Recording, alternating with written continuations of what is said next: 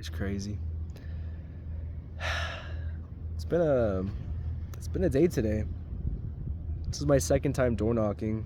Um, I usually have this book, kind of write down important stuff I need to write down. And I got my flyers and got the hat. I brought the hat out this time. View of San Diego. I actually think San Diego is a better looking city. I'm not gonna lie. So, anyways, the main reason for making this video is I'm coming to the realization that being a veteran is hard.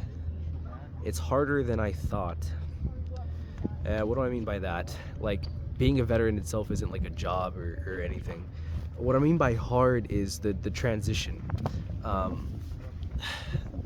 And what I was speaking to earlier about being in school and then joining the military, like never really living on my own. And now that I'm finally on my own, it's really hard to get accustomed to the fact that I am by myself, essentially. And when I say by myself, I don't mean like I'm lonely or anything, but I mean like everything is up to me. No one's gonna pay me for something if I don't do anything.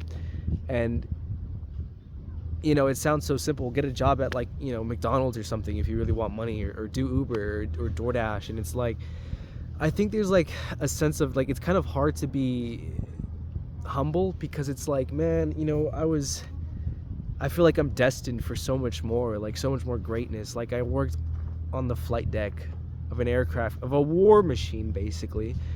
Like, I don't want to work at McDonald's after that. I don't want to work at Burger King. I don't want to DoorDash. I don't want to Uber. Like, that's all. Like, I don't want to do that. And it's like, sometimes I think maybe some veterans kind of go through this. I don't know. I'm definitely going through it where, like, you feel like you might be, like, better than that. And if I did go to one of those jobs, I would feel very disappointed in myself because it's like, how am I going from working on all these, like,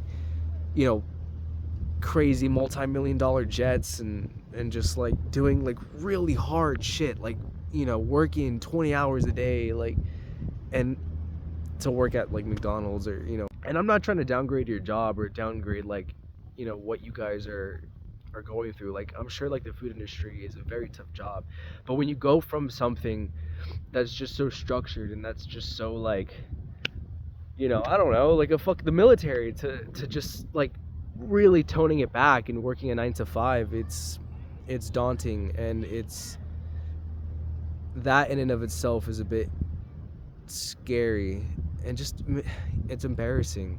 That really is what it is. And I feel like I shouldn't be doing that. I feel like I should be making at least, like, I should have been making a livable wage right now, and I'm not. And I've been a part of that is my fault, and it's all my fault. And being a stay-at-home dad, it doesn't help. And I've gotten into this like really comfortable sense of just like not doing much and just kind of, honestly, just kind of dicking around. And I'm done. I'm tired of that. My son's finally in daycare, and I'm out here, knocking doors as a real estate agent trying to get business. And that makes it harder because it's like, if I was like 18, 19, or 20, then I'd be like, you know what, like it's fine. Like, it's fine if I get a no. Like, it's fine if I get like 500 no's, right? Because I'm so young, and if worst case scenario real estate doesn't work out, I could do something else. Well, it's not like that anymore. I'm going to be 25 soon, and I still am not making a livable income. I'm not making any income. So when those no's hit a little bit harder, going so long without having like a really nice conversation hits a little bit harder. Because I feel like I should already I should already have done something. And like a part of me is starting to regret the fact like why I got out in the first place. And that's a really scary thought, because I never thought I would see the day where I would be thinking that why did I get out, and I should have stayed in. And it's I'm not getting disability or anything like that, and I just wanted to be done with the Navy, and now that I am, it's tough, man. It's really tough. And if there's any veterans that are going through kind of the same thing, leave some comments down below, kind of maybe describing your situation if you feel comfortable enough. But I just hope that I just hope all this work that I'm kind of putting in now is going to be worth it, you know? Like, I spent $300 today on this, on new boots, pants, and a shirt from the money I have saved up. And why is that? Because I feel like I kept wearing the same, like, cowboy outfit all day, and I feel like changing it up. And it's like, man, you know, like, I shouldn't be doing it. I really shouldn't. But it's like, and with all the money I have saved up, I kind of feel like I don't deserve it. Like all that money should have been put to use, and it hasn't been put to use yet. So, well, obviously I have my Roth IRA, but you know, like the point of having stocks was to just keep it there and park it there until like I was ready to invest it in something, and it hasn't gone anywhere. So I'm like just starting to sell off stock and just like really living on my own stuff, because I don't know, maybe that'll be like a good kick in the pants that I need to like, hey, you gotta start making money because you're gonna run out of money soon if you just keep up this lifestyle.